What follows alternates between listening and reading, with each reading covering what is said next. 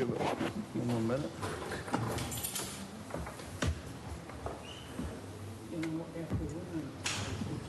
I think he went to that. I think he went here. You can go pound on the door if you want, I got a right? closet full. You can go pound on the door.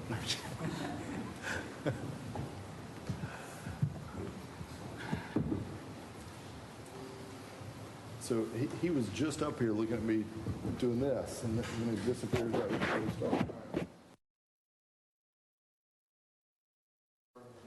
Rescue plan. Can you guys hear me? Is this on? Yeah, there we go.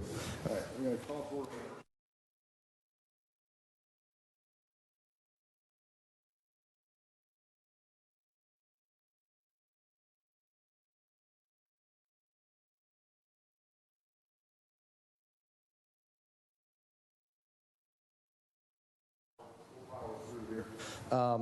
There it is. It came back. All right, first item up is public participation. Is any members of the public? And again, there's two meetings tonight. This is just for the American Rescue Plan funding specifically. If you're here for things on the regular commission meeting, that'll start at 6:30 tonight. So if anyone here with comments regarding the ARPA, the American Rescue Plan, this is your chance. You have 3 minutes. You can come to the podium. Seeing none, we will close public participation and begin the workshop. I think, Kyle, you said we're going to hear from James Moore and Zach. Do you have any comments before that? Zach, he's going to give you a presentation for about 10 minutes, and then we'll go into some other details with the actual plan itself. Okay. Good to see you, Zach. All right, good evening. Zach Shalafor, partner, James Moore and Company. This is definitely a different kind of presentation. Normally we're just running through the audit. Normally it's get through it pretty quick. And I'm like, this is probably the one presentation where there's been the most interest in what we have to say. An audit's usually pretty straightforward, hopefully pretty clean, and goes pretty quickly. So what we have here, after talking with Khalid and Natalia, is first kind of an overview of just where we've come the last 6 months since the Rescue Plan Act was approved by Congress.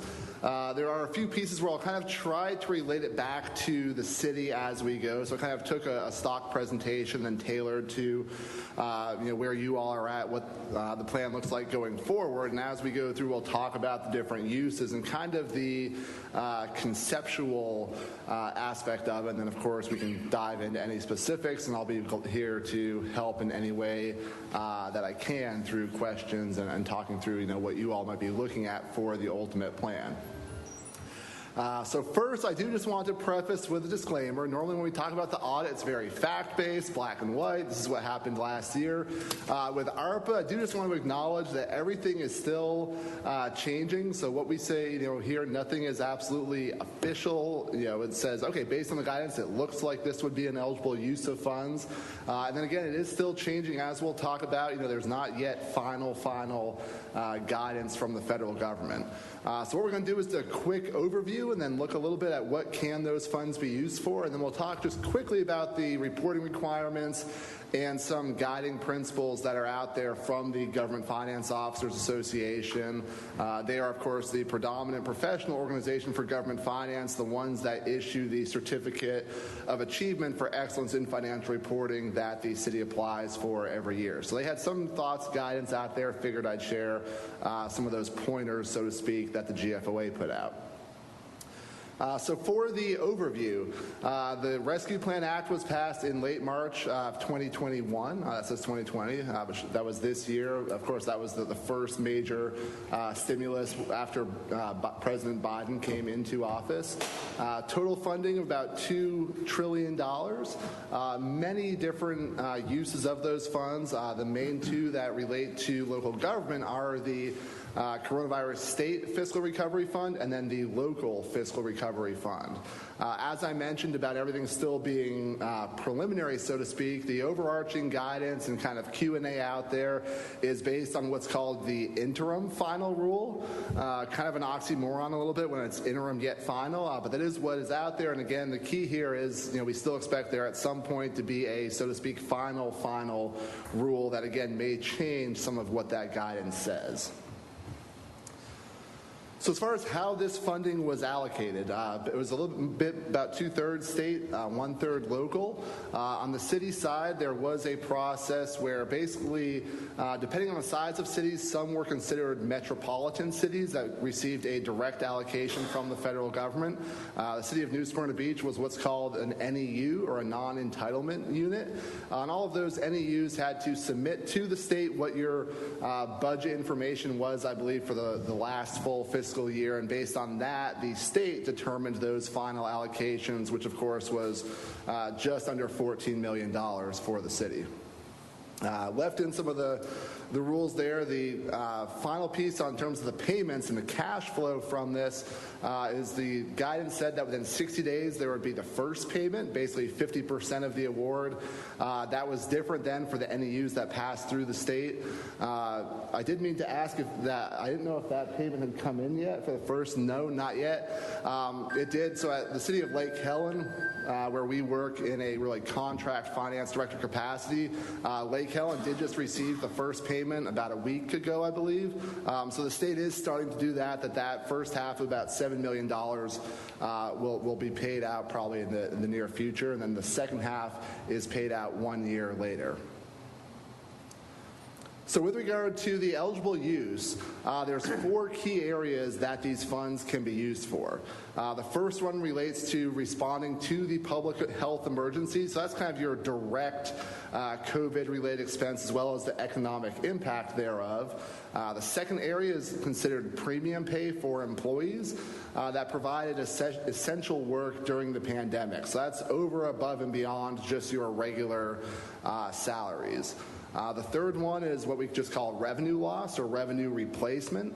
We'll talk about that to say how do you calculate this number that could be considered a revenue loss to basically earn, so to speak, some of those revenues.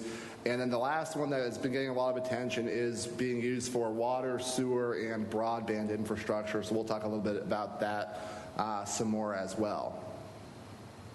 And with regard to the timing of it, the difference here versus the CARES Act money last year is there is a really 4-year window through 2024 for those funds to be spent. So it's not as much of a rush as it was last year. I know when the CARES Act money came through, everybody was kind of saying, okay, what can we spend it on, and how do we determine what we're going to do with that and get all of that done in 6 to 9 months based on when that was came out last year, and the December 31st, 2020 deadline that was in place for last year's funding from the CARES Act.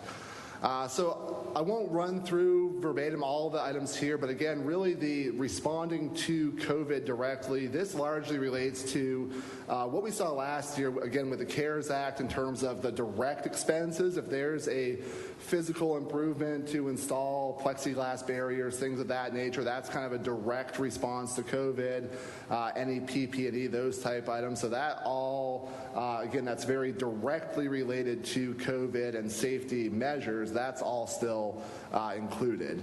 Also with that is any of the really public assistance, community service type items. So generally here, think about everything the county did last year, where all the money went through the county, and there was rent assistance, small business assistance, things like that. Those types of programs are also included like they were in the CARES Act. Before I go ahead, the one main change in terms of that is with the CARES Act, you all might recall last year, probably around this time, there was some change in the guidance, and I was on the same call as Natalia, where the county basically said they were going to follow it, where instead of having all these direct expenses, there was what was called administrative accommodation made by the Treasury that said, hey, any public safety payroll is automatically considered related to the pandemic, and that then basically said, okay, you could then recognize that full subaward from the county. It's not that easy. There's no kind of automatic things based on payroll like that. So that's the one big change from last year. All of the other COVID type expenses that you all might have talked about a year ago would generally all apply under ARPA as well. So with regard to premium pay, this relates to those that are considered essential workers in responding to the pandemic.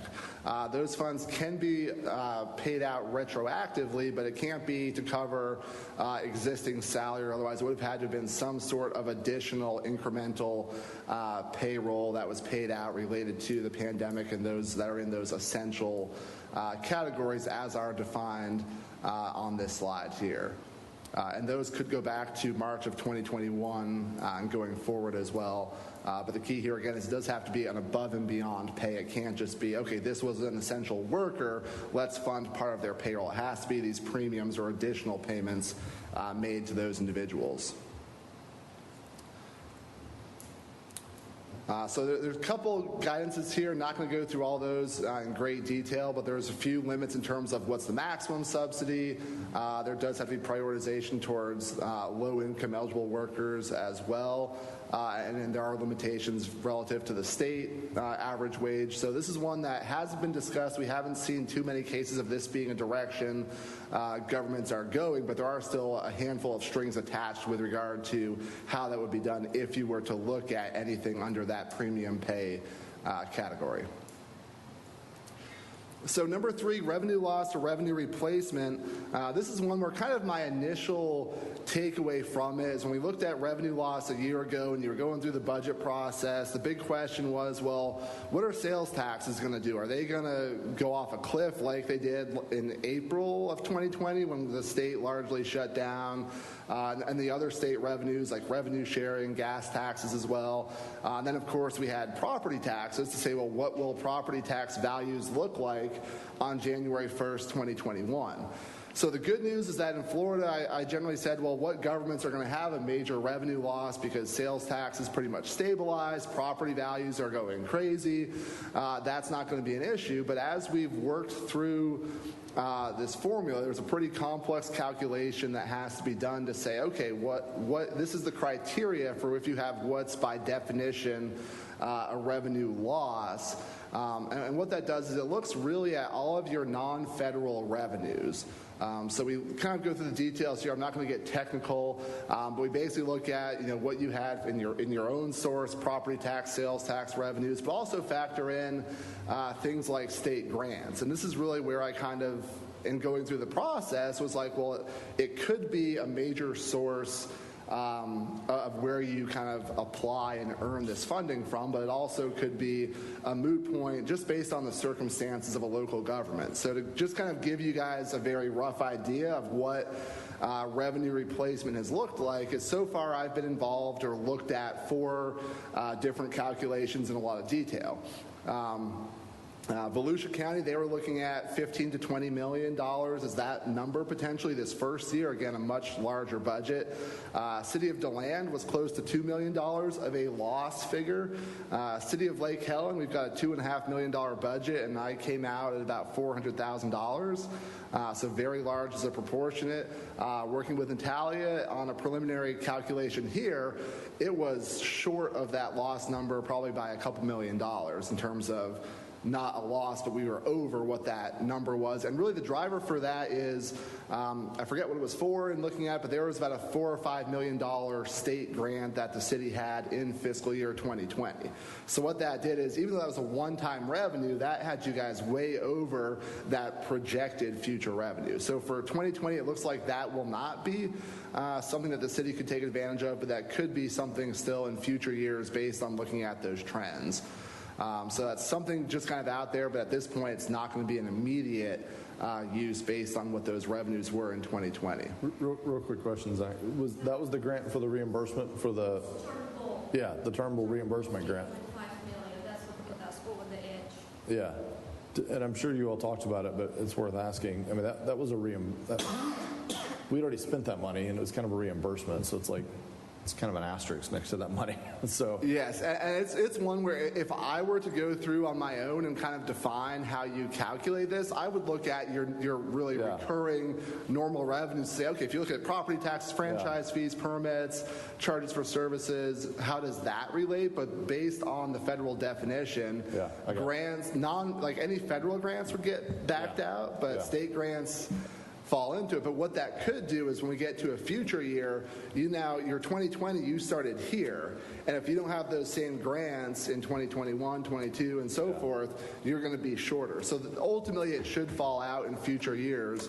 But of course, there's no guarantee. And where it gets tricky in looking at a revenue loss is if you wait to see how that shakes out, well, you have less and less time if it doesn't shake out where you thought it might. Because I bet if you exclude that just one item almost, we probably had a revenue loss because it was Sports Center, Brandon. Yeah, we had many revenue losses. So, all right. Yeah. Sorry, carry on. No, I totally agree with you. It's kind of one where, like, again, when I said conceptually, I didn't expect there to be a huge number, but then going through it, it's like, well, it really, you would say, generally speaking, most cities in Volusia County should fall out comparably. Yeah. But it's somewhere, you get a big loss, no loss, and it's just circumstantial based really on those one-time items. But over time, it should kind of offset it.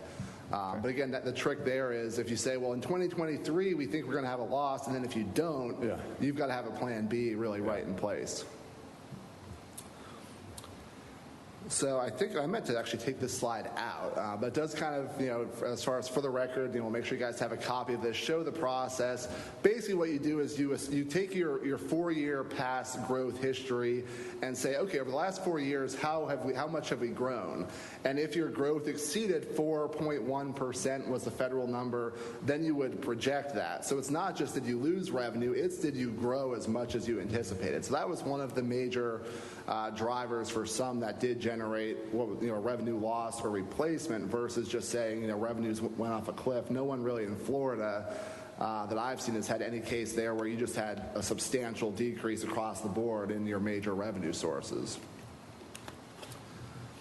So if you have a revenue loss, just to kind of help conceptualize what this could look like in a future year, there are limitations. Say, okay, you can't use it for certain purposes like tax reductions or to pay off existing debt. But what you effectively can do is provide it for any major service. So let's say that you guys had a $2 million revenue loss this year. What you would be able to do is you would take that $2 million and you could apply it towards existing expenses. You could say, hey, this $2 million is being used to fund police department salaries, things like that, and effectively recognize that. So it would kind of be this additional $2 million because it effectively then saves $2 million of general fund revenue, but you would then have the flexibility to use it for purposes outside of what has to kind of run through the reimbursement process, but the direct expense when it comes to infrastructure and otherwise. So we've seen some like at the county, they've established even last year what they called a CARES Act transition fund, and doing the same thing for ARPA to kind of really just be able to track and have the transparency over here's the dollars that we've earned by virtue of the revenue replacement, and then still track and say where are those dollars being spent. So effectively, it kind of earns the money without having a direct expenditure, and then frees up the city to have a little bit more discretion over what you want to do to really invest into the community, potentially outside of the limitations set forth in the Act itself. And as I talked about last year with the CARES Act Public Safety, it's very similar there to say, okay, you're using these grant dollars towards expenses that you already had, and it frees it up to use for other purposes to really invest into the city and put those dollars to work. So the fourth one, the one that really I've seen getting the most attention, relates to infrastructure, water, sewer, and then broadband is the third one. In general, the criteria here is there are state revolving fund loan programs at the federal level related to a clean water revolving fund loan as well as drinking water revolving fund loan. And basically, the ARPA guidance really referred to those programs in terms of saying what would an eligible project look like. Broadband is also one that's been out there. I don't know if anyone's thought about it. I've heard a few cases where someone says maybe we should look at it. I kind of look at it and say that's a major undertaking, that the private sector is very strong there. So I haven't seen much interest in really any area looking at that, but that would be one road that is an option under the infrastructure criteria. So with regard to the eligible uses here, I've summarized on both the drinking water and the clean water, the way they have those categorized in those. There's, of course, a lot of details here. I know in the agenda item there was a list of 20 or so projects.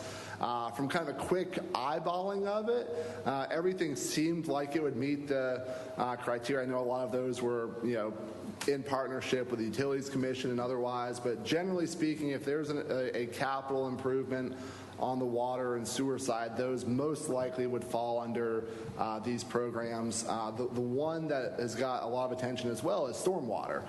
So I kind of highlighted that here in terms of how stormwater systems are defined by the federal government in terms of the assistance for any measures to manage, reduce, treat, or recapture stormwater or subsurface drainage water. That's one that I know has been getting a lot of attention on those we work with. Because typically I think water and sewer projects are planned, hopefully well-funded. Stormwater is the one that oftentimes might be a little bit harder to kind of find that funding for, and it's really just becoming, I think, more and more of an issue with regard to flood prevention and so forth. So generally speaking, stormwater at this point is included as well as part of that water and sewer infrastructure area.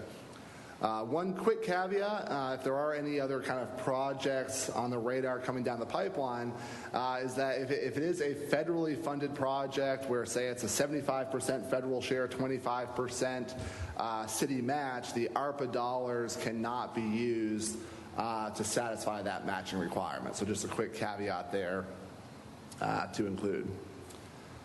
So there were a couple FAQs that were put out there that are relevant to some of these projects potentially, so I thought I would share those. As I mentioned, the timeline on these funds is for them to be spent by December 31st, 2024. So about 3 years and 3 months left. But for major infrastructure projects, the Treasury did say that those funds basically just have to be obligated. So you've got your project in place, but you do have an extra 2 years through 2026 for the actual projects to take place and those dollars to be paid out. And then another piece, which I saw some projects on that agenda item about master plan, planning stormwater and otherwise, and the Treasury did clarify that if it's for an eligible project, that the pre-planning, pre-project development process was also considered an eligible part of that overall process. So it's not just the actual carrying out the infrastructure project.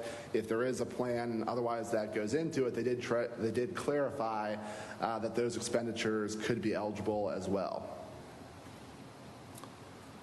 So some quick reporting thoughts and other guidance out there. We'll hit this pretty quickly. Just from a kind of an overall informational standpoint, as an NEU, the city will be responsible effectively for an annual report due every October 31st that really will address here's what's been done so far to date and here's the projects or intended uses of those funds. With regard to the GFOAs, some of the thoughts they had to consider is they recommend to always remember that these are temporary funds. So what you don't want to do is cover your operating budget or an operating deficit and have these funds in a place where once you've spent them, you have a gaping hole that you've then got to fill. So really finding those one-time type items. And again, the GFOA largely does recommend looking at the infrastructure investment side very much because it is a one-time item. There could be opportunities to look at what the state's doing or what other municipalities are doing. For instance, I know the City of Daytona Beach Shores is looking at partnering with Port Orange, and I'm not sure about maybe Daytona Beach as well, and looking at some water sewer improvements over the river and otherwise. So there could be opportunities, say New Smyrna and Edgewater, there's some sort of joint stormwater project. Just keep in mind if there is anything there that there is an opportunity if it ever was the right situation to partner and use those funds as part of a joint project. And then with regard to any other grants or programs, kind of along the same lines of the matching requirement, if you do have a project that's coming down, will be federally funded, but has a match requirement, there might be a thought to say, well, do we not take those funds because we could use ARPA funds? And the GFOA recommends, which I would agree with, that if you have the chance to leverage other grant funds, just because it's eligible for ARPA, try to leverage those funds still as much as you can and use the ARPA dollars to really fill in those missing holes to cover initiatives and priorities that might not really have any other readily available funding source or opportunity to get those projects funded. So as I mentioned, there's the through 2024 period to get those ARPA funds spent. And then they recommended, just considering everything out there, which obviously is what you all are doing at this moment. So, definitely hitting that recommendation from the GFOA. Again, to have it, for the record, whenever anyone looks back to this presentation, threw in a few resources here. But otherwise, that covers really the highlights here. And of course, I'll be here and more than glad to answer any questions and help in any way that I can. Okay, so I've got a couple of questions. I'm sure the commission does as well. So what I'd like to do is let's ask Zach our questions. Let's avoid getting into the details. Let's just any questions you had as he went through, and then we'll start with kind of where each of us is at. I want to remind everyone, commission and the audience, that this is the first time we as a commission have discussed this. So we're really starting at the top of the funnel. And then the goal is we go through a process working with staff and the experts are figuring out, okay, what can we even do with the funds? And then we start whittling it down to, okay, what is the best use for the citizens of New Smyrna? Having listened to staff, having listened to our residents and the people we represent, and then we figure out what the right way to approach it is, while also making sure we check all of the boxes that you just heard. And by the way, the backup to that presentation, the actual rules and guidance, is thousands of pages. So we just had a 10-minute summary of what is really a ton of things we have to make sure we consider as we do this. So starting with some questions, I've got like two, and then I'll turn it over to the commission. I assume it's got to be spent by 2024. Is there room on that if it's committed? I thought I heard an avenue where if you've committed the funding, there may be some ways where that can stretch beyond the 2024, or did I mishear that? Yeah, so they use the word obligated. So let's say you've got a $2 million stormwater project, you go through the RFP process in 2023, 2024, and that process finishes, the contract is entered into. So if they're encumbered, if the funds are basically encumbered, basically, is that? Yes. So as long as that happens by December 31st, 2024, okay. And then they said those funds still need to be spent by December 31st, 2026. So there's basically a 2-year buffer for those infrastructure projects in terms of having them encumbered, obligated by the end of 2024, but then still spent within 2 years after that. And then my last question right up front is, I assume, so I'd had this idea at one point of, what if we use these funds, instead of just kind of spending them, used them to create like an endowment revenue stream that, we could use in perpetuity. Sounds like we can't do that under this. Correct. You mean kind of like saying, hey, here's $14 million. We could earn set it aside, let it earn, and then we have a revenue stream we can use to fund ongoing programs in perpetuity. Sounds like we can't. Correct. We can't Yes. do that. No, that would not. And they did exclude, basically, they said, stabilization funds or reserves were not. I saw that. So, I had to ask. So, all right, gentlemen, any other questions for Zach? Yes, sir. Go ahead. One of the things that was on the presentation that was provided to us by the staff and not included in your proposal was the possibility of buying lands for flood mitigation or environmentally sensitive lands. That is allowed? So land, and that was when I was looking at a little bit, a couple days ago, just kind of say, okay, because I saw that on the item, and the clean water and drinking water guidance is relatively quiet on land. What it most directly refers to is, if there was, say it was, okay, we need to go build a new water plant, sewer plant to serve an area, and we have to acquire a piece of land just in order to make that project happen. That was an area that was very explicitly identified as acceptable. Outside of that, so with regard to stormwater and otherwise, it was much more ambiguous in terms of whether or not, there were no explicit that I saw areas that said yes, you could do it for this purpose. So that I would say it's not an absolute no, but there would be probably a lot more research required to kind of back up the case to go down that road. Okay, to be more specific in my request is we have the Turnbull Bay area where we're purchasing land to protect the water quality of Turnbull Creek. If there was environmentally sensitive lands along that, could you find out if we could use the money to purchase that? Yeah, so That's what I would like to know. okay. Yes, I don't know the answer to that now to say, would that be, now where it would come down to, so the guidance does refer to the fact that there must be a direct impact or benefit to to water quality, which I think anything would kind of have that. So I think there certainly would be an argument to be made as long as it's all, again, interrelated and has those benefits. Again, when it comes to land, there's a few more restrictions there. So it's one to say, yes, I think, like it's not off the table, if that makes sense. Say, okay, it's not a no, but it's not as easy of a getting to the yes. Okay, because it obviously would be environmentally a good thing to do. Yeah. We have other projects that we're doing to mitigate the pollutants going in. So a project like that, I think, would lean more to the yes side. Yeah. Okay, because in our Turnbull program, where we're buying land, we're buying them because they're environmentally sensitive. So there are more lands than we have funds to purchase. So I would like to explore the possibility, even if we had to do some mitigation along it, like invasive species, debris removal, or whatever, if we could bundle them into an environmental project. Obviously, the stormwater projects are very important, and they could become very expensive, but that's something that I would like to weigh in on a discussion as to which direction we should go. Yeah. Any other questions for Zach? And again, we're going to dive into discussion, but just make sure everybody has all the relevant information they need. Yes. Down the line? Just jump in. If you got something, go ahead. Okay. I'm going to segue off of Commissioner Colodey's comment and yours about ambiguity. Usually that's a footstep in.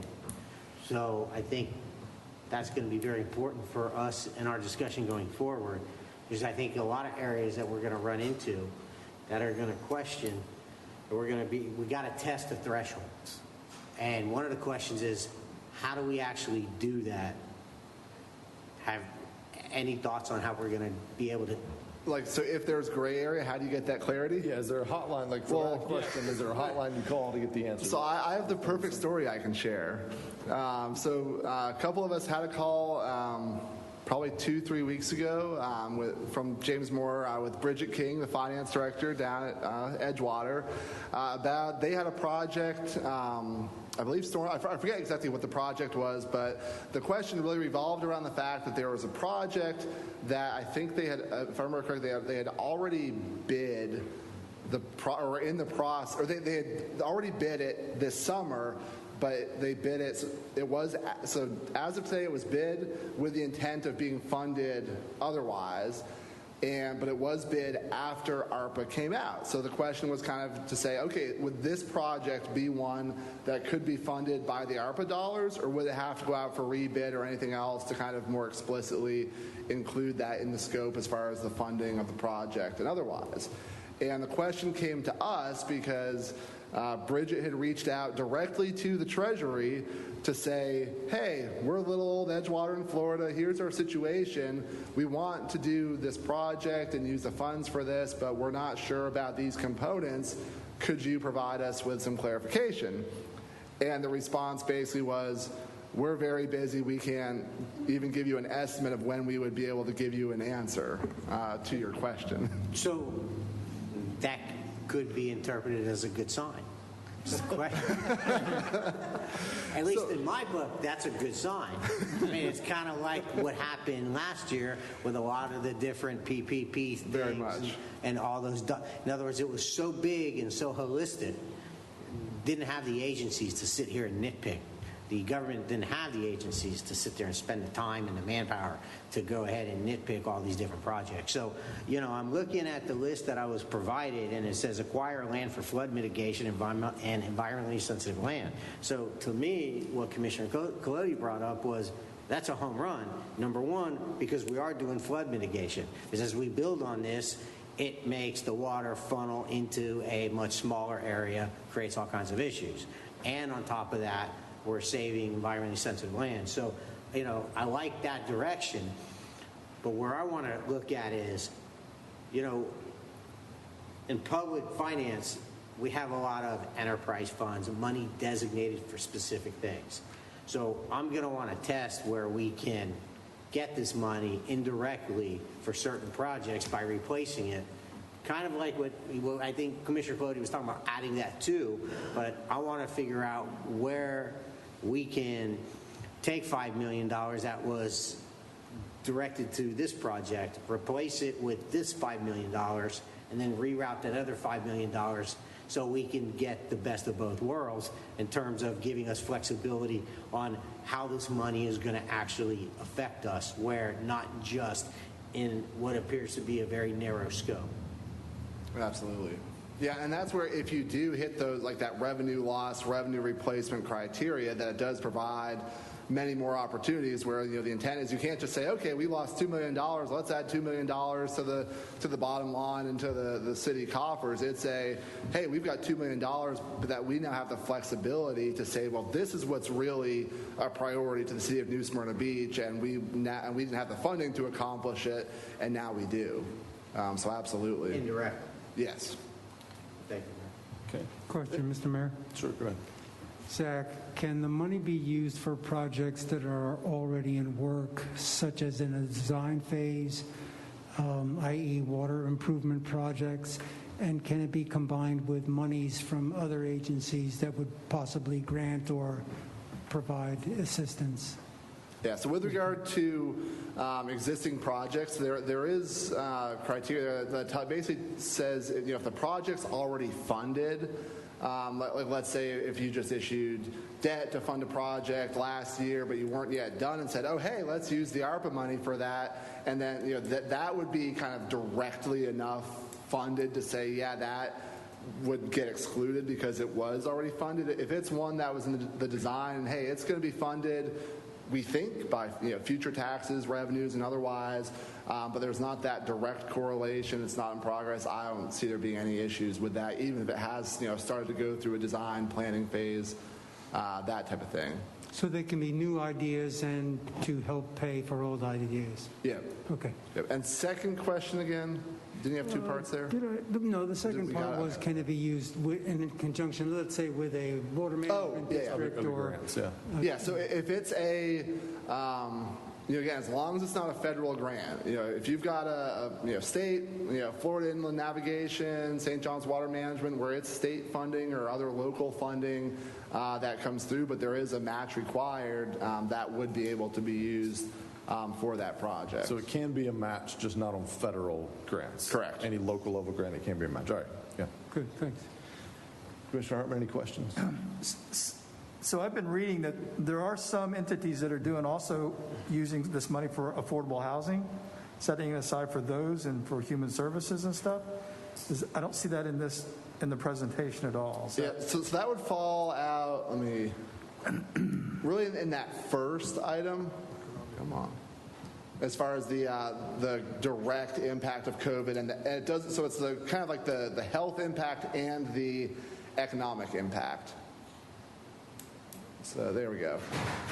So right in the middle there, like there's unemployment insurance funds, they list mortgage and rent assistance, really being kind of one of the major ones that was out there last year. So yeah, so those type of programs, again, to say, okay, what have the economic impacts been due to COVID, and helping address those, that would be something, again, in general terms, that would be eligible. And there's a pretty broad spectrum over how that's defined. How about the nonprofit assistance? Yes. So there.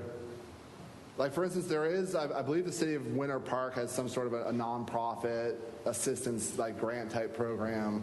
I don't know all the ins and outs. Somebody just mentioned that to me, but that is something that is out there, just like the small business side, that assistance could be passed through to other organizations. Because we're doing projects with the New Smyrna Beach Housing Authority where we've committed some dollars to their projects and or future dollars down the road. Could we set that money aside for those types of projects? Probably. I mean, the only thing would be, does some of that come into the already funded to say, okay, if there's the same amount in the budget every year and it's just to kind of go to what's already there versus an incremental type? I think there would be a strong argument either way. Okay. That's just kind of one where, I kind of look, and I kind of look at it because these funds are going to be subject to single audit. So with the first year you guys spend more than $750,000, we'll be testing those funds as part of the regular financial audit. And in talking with some finance directors, they're just kind of because we're all trying to figure it out. What are the rules going to be, and what do we expect from the federal government? Is this going to be like a FEMA one where you have to scratch and claw to get every penny back after you submit the same invoice 10 times and it finally gets approved? Or is this going to be one that's a little bit more straightforward and not as kind of crazy rules changing and things like that? And I tend to imagine that with FEMA, you get a very centralized impacted area. So there's whatever resources at the federal and state level that go through that. On the ARPA side, we're talking to everybody in the country. So the chances that there's as much of kind of an overly intense after the fact changing the game, things like that, seems unlikely to me. That could put it more back on the regular financial audit. Because I kind of, when we come in and audit FEMA, I look at it and I say, well, the federal and state governments have beat these dollars to death so much, the chances we come across anything non-compliant or otherwise that wasn't already identified is probably pretty low. So looking at kind of how we're going to look at it, again, absent of a clear clarification that says, yes, you can do this, or no, you can't do it, I think a lot of it is going to come down to, does it meet the intent of what was there based on the guidance that's out there?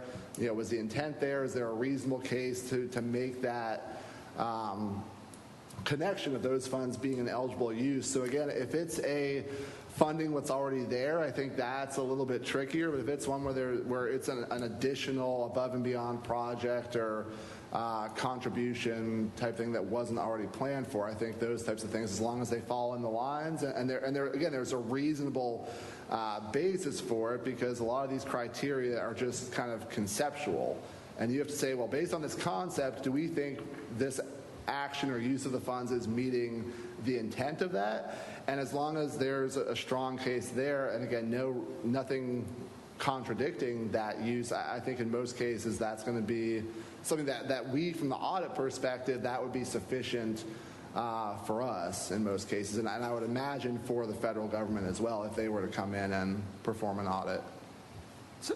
So the other thing, if I heard you right, we're supposed to get the money up front? Yeah, so 50% is paid up front. That, depending on when the contract was finalized and the state's processing time, so a $7 million check or wire should be coming in the near future for the first half of those funds, and then the second half would come in a year thereafter. Okay. So it's not one, at least like FEMA, where you're going to have to wait years and years to get those dollars back. There's a very established plan for the disbursement of those funds. Okay. Okay. One question I had while you're on this line, then I'll come to Commissioner Colodi for some closing questions. I see COVID testing and contact tracing. A lot of entities, organizations are doing incentives to try to promote vaccine adoption. Any guidance on that, or any gut read on that? If there were incentives, cost of incentives, either day offs or literally, cash incentives or other things we might try to incentivize that. Yeah, every indication we've seen is that would be something that could be done with those dollars. Okay. Again, it's, you get to the reasonableness. If you say, "Hey, we'll give everybody $100,000 for getting the vaccine," that probably wouldn't fly. But yeah. Okay, good. Commissioner Colodi, you had another question. Yeah, well, it's kind of been answered already, but on our list here, we've had 2 major stormwater master plans developed, which we've funded already, so they're out of the question. But the construction costs for them haven't been. Those would be eligible funds. Yep, yeah, I mean, as long as those projects meet the criteria, which I would imagine they do. Yes, they will. Yeah, if it's been planned, it comes down to, is it funded? So Yeah, if it's not funded yet. then yes, then that would not be an issue. Okay, so we're going to have to come up with a list of where we would like to use this money. Can we change our minds later? Yeah. So what you do have to do is, like I said, there is the report due by the end of October for the fiscal year. And on that, there are different pieces to say, okay, what have we spent it on? That's cut and dry. But there's Correct. also just what's our intended use and plan. And again, until it's spent, that could change. So it's kind of like the CARES Act money last year, where I'm sure the initial budget that the commission approved on your agreement with the county had PP&E and all sorts of other stuff. And then I know it was pretty much a mad dash once everything was clarified to say, okay, take your total allocation, scrap what was there, and the new budget is for public safety payroll. So things can definitely change based on your circumstances, or again, if the rules change at some point down the road. Yeah, I just don't want us to sign up for some type of project and, like you had said earlier, find out we can't get it completed in time, and to have a plan B if necessary. So we'll have to consider that. Thank you. Other questions? Yes, thank Go you, ahead. Mr. Mayor. Zach, I see also survivors' benefits. Are those survivors' benefits only for COVID, or can it be for accidental injury or death? I believe that is just COVID. Just COVID. Did have another question, but I'm trying to recall it. Yeah, and he's not going anywhere, so Okay. we'll kick off discussion, and if you think of it. Oh, yes, I do. Okay, go ahead. I do have it now. All right, go ahead. Sorry. Overtime, it can refresh overtime that was paid out due to COVID? So I would generally say no, from the standpoint that the overtime was just they were an essential worker, they were working, the overtime may have been caused by COVID, although there is I'm just trying to think if it would fall here. There could be a direct expense potentially on this one. The main one, as far as the next slide, number 2, on the premium pay, that's not going to be overtime. This one's going to be, hey, you were putting your life on the line, more so due to this risk, we're going to give you an extra $2 an hour for this period of time that you were responding to COVID. So that's really what number 2 is. That's just, again, an incremental, hey, we acknowledge you were subject to this risk, if it's retroactive, or that you are subject to it, and we're going to provide that premium pay. As far as the overtime piece, to say, okay, we budgeted $100,000 of public safety, fire department overtime, and we had $200,000, and that $100,000 we're going to say it was due to COVID. Again, it's not automatic like it was with the CARES Act last year, and generally speaking, on the public safety side, there has to be a direct link to COVID. So, if you had a special COVID unit or something like that, then that would be easier. If it's just overtime, again, it would really, I think, come down to, is there anything that can be documented that says that this overtime is absolutely because of COVID?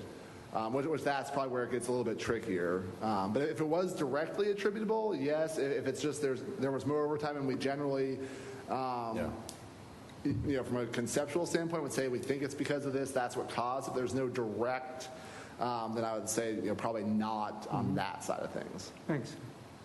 So let me make sure I'm clear on that. It's a great question. So we could even under number 2, if you'll go back, we could even retroactively initiate a premium pay. We don't have to have done it at the time and say, hey, we're going to pay, X amount, we'll give you an extra $1,000 as a firefighter because you're working in this environment where you're at risk or additional risk. We don't have to have done it at the time. We could even do that now and say, because you were subjected to this. Correct. Retroactively, we can still initiate that now. Yeah. Okay. Yeah, I mean, almost everything is prospectively from that March date, but this Yeah, is this one is- of, if not the only area where they do provide for that retroactive. Gotcha. Okay.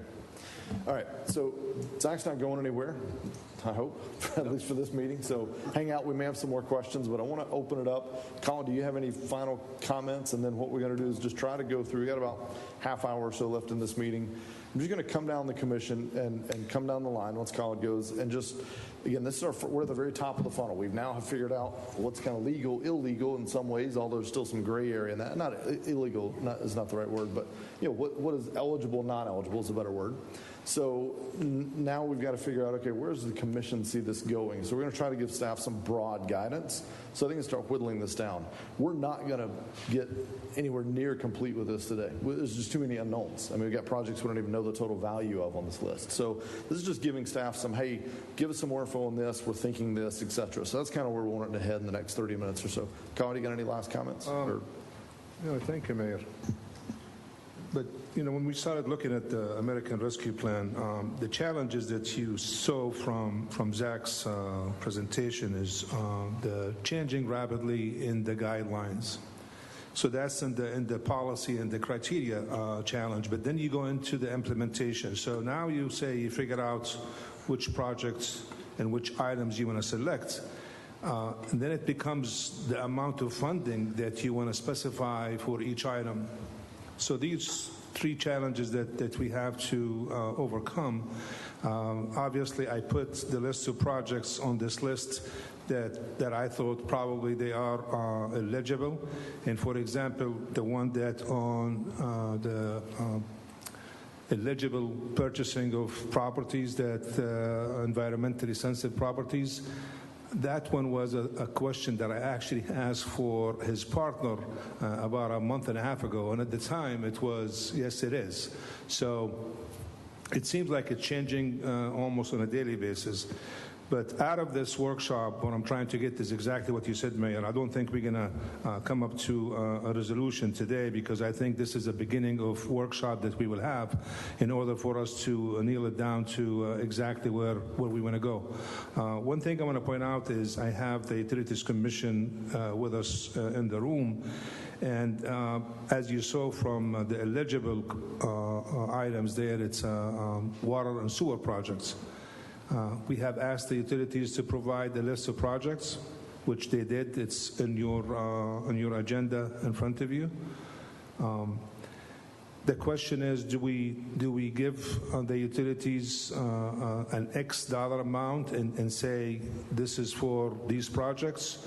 Or do you want a partnership with the utilities on a specific project using this type of fund? So that type of discussion, I think it needs to be into the table as well. So besides that, we're ready for any questions that you might have. And that leads me, I forgot to ask Zach one more question. So obviously we have this relationship with the UC, kind of a sister entity, if you know the relationship. So the mechanics of that are obviously all the same rules would apply. We can't just say, hey, if the commission's will were to say, hey, here's X amount of money, go use it, it would have to still be audited kind of under these same criteria. That doesn't take away these restrictions, I assume. Is that a correct statement? Yes. You agree so far? That's correct. You would either have a separate agreement, like basically a sub-recipient agreement, just like you have with the state. Exactly. You do something similar, or you would kind of take responsibility of reviewing the invoices in the process and all. So I guess my next question is, we could really do it either way, though. We could do it like a grant, if you will, to them and let them kind of manage it, or we could just work in conjunction with them and keep it kind of here. We write the checks, it all's on our books, but it's a UC project and we manage that behind the scenes. Both would be relatively acceptable. Okay. Correct. All right. Gentlemen, let's just come down the line. Again, we're just giving some broad guidance, challenging each other, challenging the staff, seeing where we're all at, what we would like to do, what type of projects we would think would be priority. So we'll just start at the very end and come down the line. Commissioner Colodi. Okay. The Stormwater Master Plan areas, Corbin Park and the Historic West Side. We will have a plan in place, hopefully. I know we've been working on it. I think they are very important. We should move ahead with them. I don't think we know the estimated construction cost, do we? They're still under the feasibility study at this point, Commissioner Colodi, so we don't have an estimate at this point. Okay, well, then I think we should work towards that, Yeah. towards getting that estimate. We could change it, as I've been told. The North Beach area has any number of stormwater problems. I would like to see a study done for that, not necessarily the actual construction, a planning study.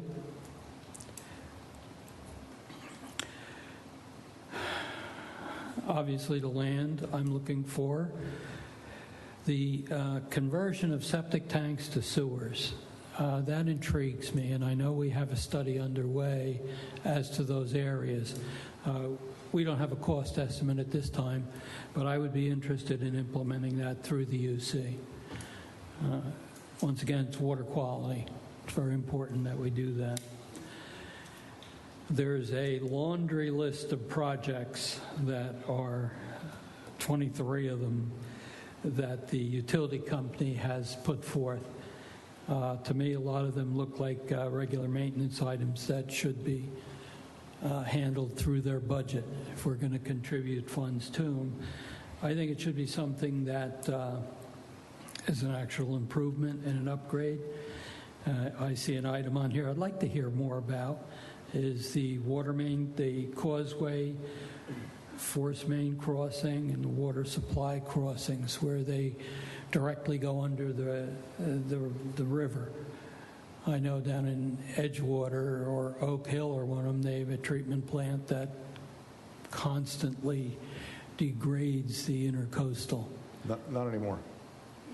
Edgewater's, they don't do that anymore. There's no more discharges. That's what he reported at a meeting I was at recently.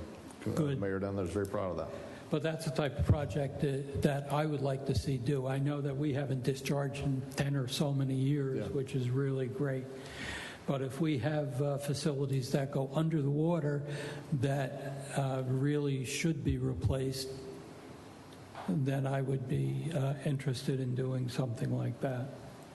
Okay.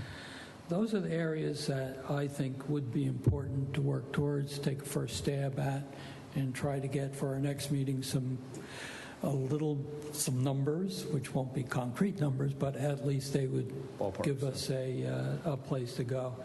There are other things, but I would like to hear from the other commissioners. Okay. Vice Mayor, first cut. We'll hopefully have time to come back down for some more feedback, but Yeah, I'll try and be quick. We have, it seems to me, 3 or 4 pots searching for potable water, containing stormwater, retaining what is left of the quality of the Indian River, and purchasing lands that might contribute to retaining those waters that might otherwise pollute the river. So it's a big pot. Probably don't have enough money to do one of those projects. But I just want to share with my colleagues something important, which I brought up before. Silver Sands, there are now more residents that want to annex in because of septic tanks. This came to light many years ago. I would say many because it was way back in 2014 that the county realized that there are still septic tanks on the east side down, if you take A1A south, past Silver Sands into Bethune, there are hodgepodge areas of septic tanks. If we could join with the UC to define those areas, possibly nip away at some of those.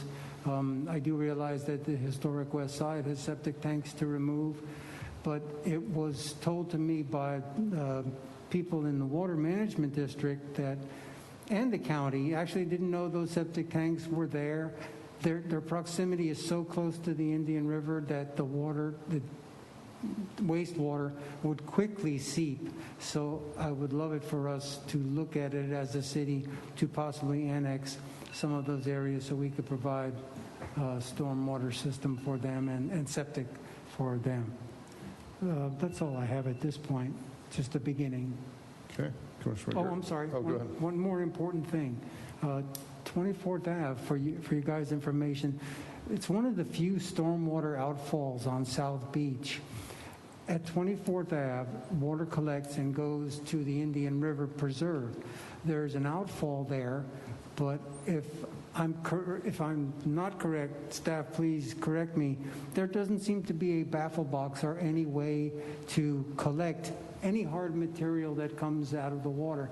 It's just an empty pipe that flows to the Indian River estuary.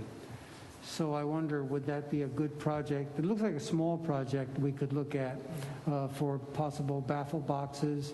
Because right now what I see is Roundup sprayed to keep that water flowing, and that's just not tenable going forward. So that's pretty important, I think, fellas, to take a look at that as well as the west side.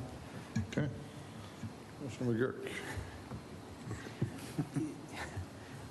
The UC, have they not received any funds, will not receive any funds other than what we would get out of our 14 million? It came to us. We're the agency, and they will get done. Okay. I want to spend some time determining what projects that we can work with them, at least maybe 5 million of it. Important to, work with the UC on this. I don't want to lose that opportunity, seem a little greedy. I think we need to work with them. It's very difficult for me to tell you right now what to do because there's, in my opinion, a ton of gray area. We have, my point to Zach was, where can we get the best bang for the buck? I don't disagree with anything the two previous commissioners have just said. But we have a stormwater fund, and we build that fund up and we do stormwater projects. So the question is, do we just add to that, or can we use this money in a way that will be truly unique, that we get this pot of money that falls to us and we can apply it to something that we never thought we would be able to get done, or it just seems so far out there. So it's very difficult. I have no problem with what has been brought up. I'm looking at my list of what we can possibly do, but the reality of that is that it's a little more flexible and there's a bigger gray area from what I've learned in the meeting. So I don't have any specific direction other than the way we're going is fine, but I want to find I want to find ways we spend this money. And it's simply adding to a fund that we're already taxing the citizens for. I mean, if it's really important and we need to infuse that program with this money to get something done quickly, that's great. I'm all for it. But on the other hand, are there other projects that don't have any real funding sources that we can use this for? Thank you. Okay. So, Colin, when they gave you the list, is this a ranked order list or just a list?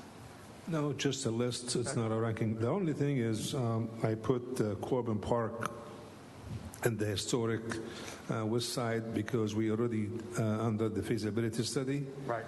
Even though we haven't budgeted for the construction, but that's the first two there. I guess it's already under the feasibility study, and it's something that the commission wanted to do previously. So, Did you mean the UC list? Pardon? Did you mean the UC list? UC list, yeah. The UC list isn't a prioritized list, right? That's just a. oh, I'm random- sorry, I thought you were about my list. No, just the UC's list. Yeah. It's I'm no not sure priority. if they have it. No priority. They are. They can, but this one isn't. Yeah. Okay. Yeah, that would be my question is, given, I mean, you've sat through the presentation, you've probably done some research. Are there projects that you have ready that can be completed by 2026? Those are my questions. And I think those items should be prioritized at a further discussion, when we have another discussion. Yeah. I don't want to, what I'd like to do is do as much as we can, as quick as we can, spending all the money.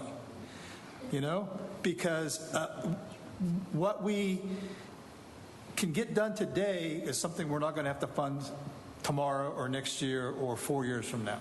So whatever we can find on these lists that are projects that are ready to go, that we know for a fact or some sense of a fact that we can actually get them accomplished within the time period that's allowed, I think those should be our priority items. I don't want to spend money or time on a project that is 10 years out. You know what I mean? Even if they're small projects, if it's $100,000 here, $100,000, I would rather get them done now while the funding is available. But we also have to keep in mind that we're only going to have half of it now and then half of it next year. Next year is when? March of next year or July of next year? Yeah, it should be approximately 12 months from the first payment. From the first payment. Yeah, so figure up a year from now. Yeah, so I think what we truly should focus on are those projects that are pretty much shovel ready, that we can get done, get in the ground. If it's a feasibility study for the North Beach, then certainly, that's something we can do because it gives us something to plan for in the future. But, that would be my priority. Whatever it is on this list or whatever list, if it's something that's reasonably able to be done and completed within that time period where we think we're going to, I'm sure that once we start looking at, because some of these are some major projects, and once we start looking at these things, we're not going to get too far down the list before we've spent the entire amount of money.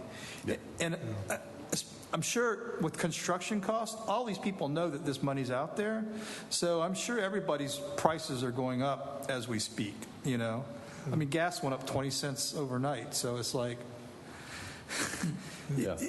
There's that out there to play also. So that would be my priority and my thing. But I would also like to look at if some of this is available for affordable housing, obtainable housing, partnering with some other nonprofit, that we set some money aside for a future project. We have the Green Lawn project going on now. It'll be at least 2 years before they can apply to the state again for funding and stuff like that. So that's something that's going to be 2 years down the road. I don't know that they'll ever get construction done in time, but certainly if there's some funding we could do the feasibility study or something along those lines, I think would like to set some money aside for that. But you could take Corbin Park and historic West Side Stormwater and spend the whole $14 million. So, so that would be my priority. What can we get the most bang for our buck the quickest? Okay. I think Commissioner Hartman, if you look at these two specific projects on top on our list, I mean, you said it. You could spend the money you have and more.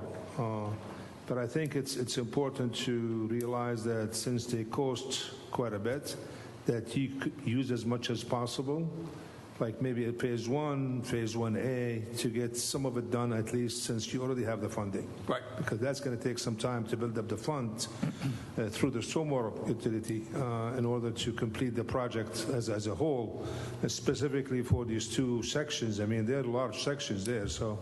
Right. And I know that, the Hope Avenue project is out there, and if, it's available, it's a quick and easy one now, today.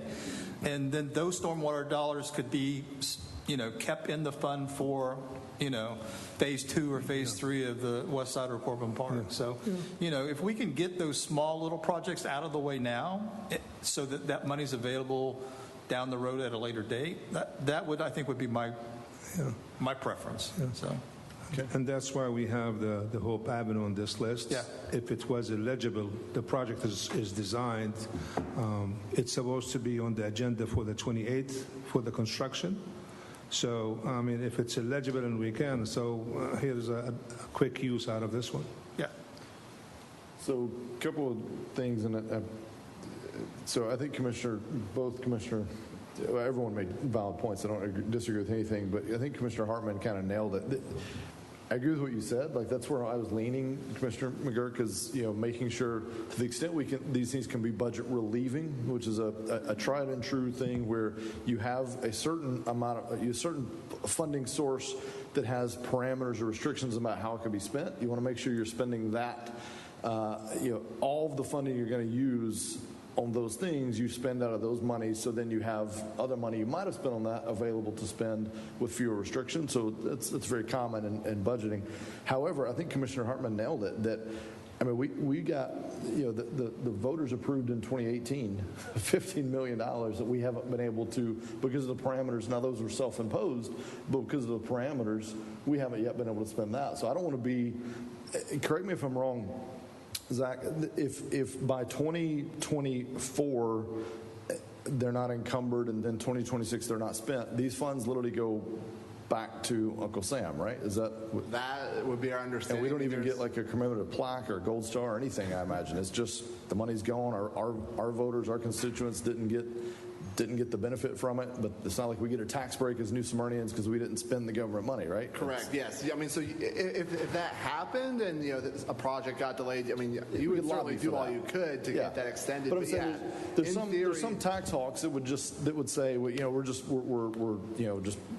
spending the money. And I'm saying, yes, because this is a government program that came down from the federal government. And if we don't do this, whatever is a resultant from this, however the federal government is going to pay this $1.something trillion bill, we're all going to be a part of that, whether or not we spend this or not. So I want to make sure the citizens of New Smyrna get whatever benefit I can, because there's no gold star, silver plaque, or anything else if we don't do this. So we want to make sure we do that. I mean, it doesn't mean we blow it. Nothing on this list is blowing it money. So my thoughts would be this.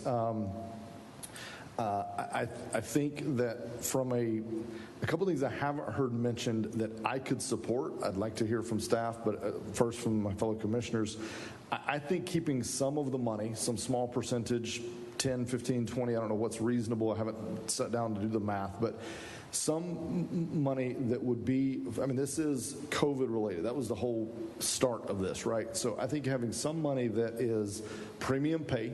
We had a lot of employees that we asked to go, while we're all hiding behind Zooms, we wouldn't even meet in person. We had employees out there face to face with people, still dealing with domestic abuse, still responding to house calls, still responding to fires. It does not hurt my feelings at all if we were to offer some kind of retroactive premium pay. Even some of our maintenance staff and folks like that still had to be out there. I could support that.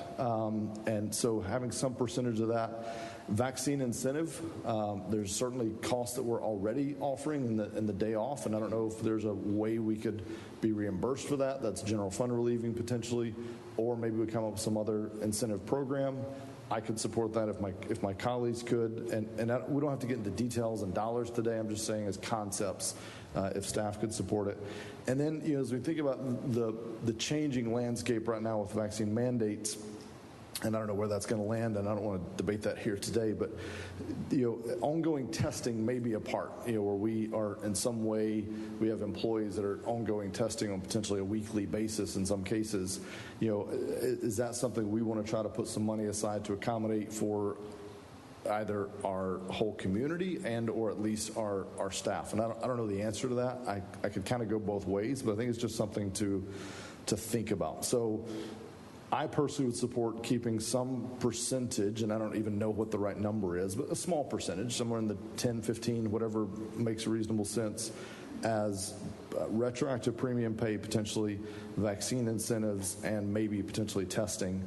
And then another percentage, to Commissioner Hartman's point, some aid type programs, and again, a small percentage, 10, 15, 20%, something like that, that could go towards some of those aid, affordable housing, the not-for-profits, some of those kind of things, where we have really, really solid programs. I don't want this to be, I wouldn't want it at least to be too nebulous. I'd want it to be a really, really well-defined program, not a cash grab. And then the rest of that, I think one of our biggest needs, and we have this great source that has kind of come into our coming to our radar here is stormwater. I mean, whether it be the stormwater projects, I certainly think we should partner with the UC as possible. They may have more projects that are shovel ready than we do, or they may definitely have some that are shovel ready. So I'm okay with partnering with them to some degree. And yeah, some of them may be things, to Commissioner Colodey's point, that we would have to find a way to fund all of this stuff probably eventually. But to Commissioner Hartman's point, if we can do it now, we've solved tomorrow's problem, and there'll be something else, I'm sure, come up. So I'm okay with stormwater projects, water quality projects, and even land purchases. That, we could maybe tackle some where we've identified some opportunities in the Turnbull, but we weren't comfortable if met all the parameters we had on that program. Maybe this is a way we could have we could capture some of those, some of those properties if we're comfortable that meets all the requirements. But that's probably I don't know where that lands on my priority. But anyway, that's my thoughts kind of in broad buckets.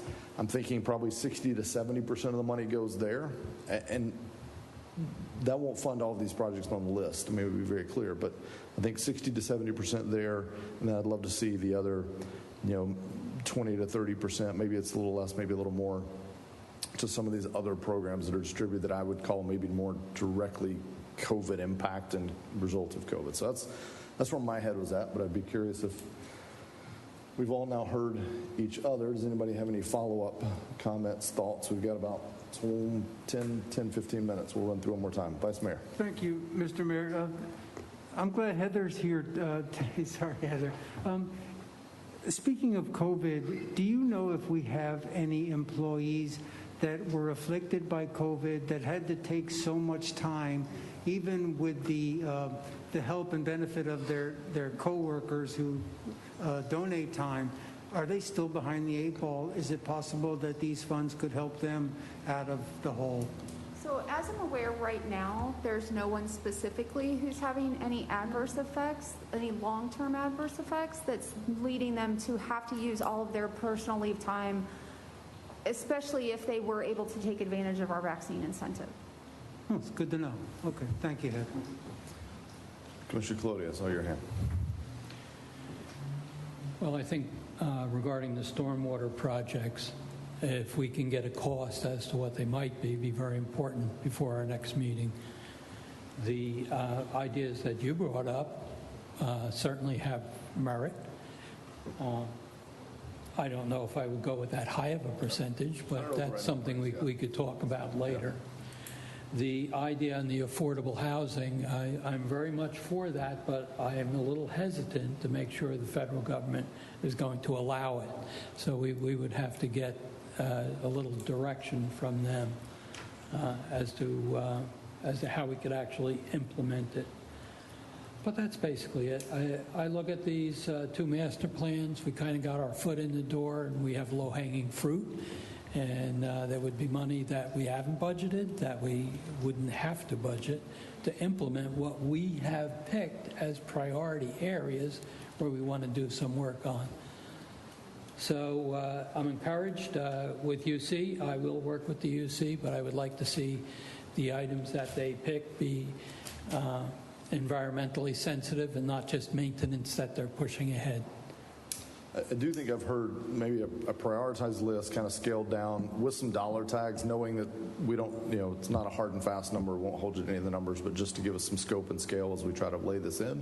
But I've heard some pretty broad support of trying to work together, so definitely at the next workshop, whenever that is. So any other closing comments on this side or final thoughts? Commissioner Hartman, is that a hand raise? No, and I support your first 2 items, the premium pay and the COVID thing. I completely forgot about that, and I apologize for that. So I'm glad you brought that up. But I also, I think it's important that we get the low-hanging stuff quickly. And keep in mind, this is going to be a 2-year process. So if we're going to do something for affordable housing, it can be phase 2 or year 2 of the project. We just need to have some numbers in front of us so that we know the dollars that we're going to be talking about year 1, possibly year 2, and kind of get that priority. And then do we fully fund it, or does it have to be fully funded with the money, or can it be just partially funded with the money?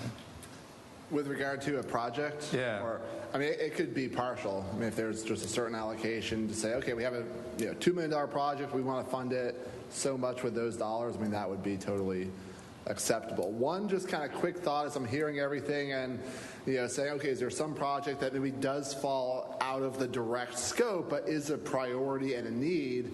One approach could be to say, do you set a percentage or a couple $1 million as kind of a one-year contingency to say, let's see how our revenue loss number comes out next year. And that's even one where the way you do the revenue loss, it's based on your calendar year. So there, you have to go through a whole conversion to get kind of from your audited numbers as of 9/30 to 12/31. But really probably once this year's audit is complete, we're into the calendar 22, I mean, we could certainly work with the finance team to, start coming up with those numbers, or even do kind of a pro forma now. There's certainly no reason that couldn't be done to say, hey, if we kind of meet assumptions, meet budget, no unexpected state grants come in, or there's nothing, what do we project? We project that, hey, we might actually have a $2 million revenue loss number for calendar year 21 or something like that. So that's one, again, where you've got to have that plan B. You can't just wait on it and say, oh, we're going to have this money freed up that we could use for something outside of the direct scope. But if you set aside a couple $1 million and you've got a plan B project that'll be ready to go, you could, consider something like that kind of on a contingency basis. So just some food for thought. Okay. Closing comments? All right. So, Colin, we've hopefully given you some guidance and whittled the list down a little bit and where to focus the efforts. Next steps on this, you'll come back to us and we'll schedule a follow-on workshop once we get some of the data and talk to the UC a little bit.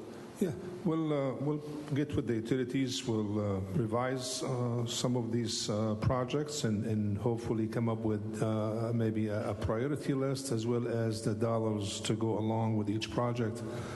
One project that I didn't hear anything mentioned about it, which is converting septic tank to sewer.